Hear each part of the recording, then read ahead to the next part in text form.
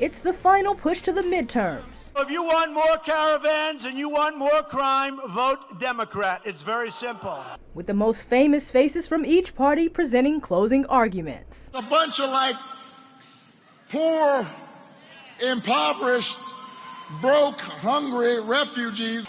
That's like the thing that's really going to threaten Gary, Indiana.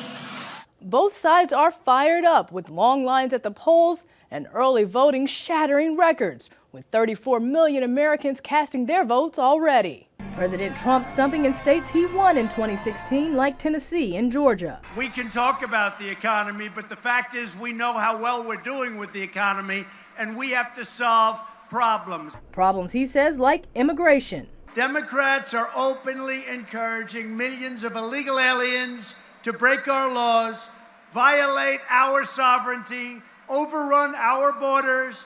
Democrats are betting it's a double-edged sword that will backfire. What the president is doing is driving away the independent voters and swing voters and a lot of moderate Republican voters. Now what you see in the closing argument is dog whistle politics, appeals to racist, just the worst of America.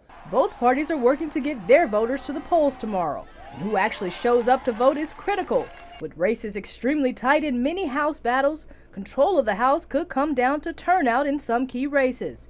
And several Senate races are also extremely close. Democrats are pushing health care, with poll after poll saying it's the #1 issue along with the economy for voters. GOP leaders say the president is pushing more than just immigration. He talks about the jobs coming back. He's talking about 4 million people off of food stamps. He talks about the fact that no Democrat voted for these historic tax cuts. But he can talk about multiple things at once. Republicans believe those issues will help maintain control of the Senate. We're not only going to hold the majority, I think we're going to add to it. And it's not over yet. President Trump will rally in 3 more states Monday, including Indiana and Missouri, hoping to garner some last-minute votes for candidates in highly contested Senate races there, as voter turnout will be a big factor in this year's election. Amber Strong, CBN News in Washington.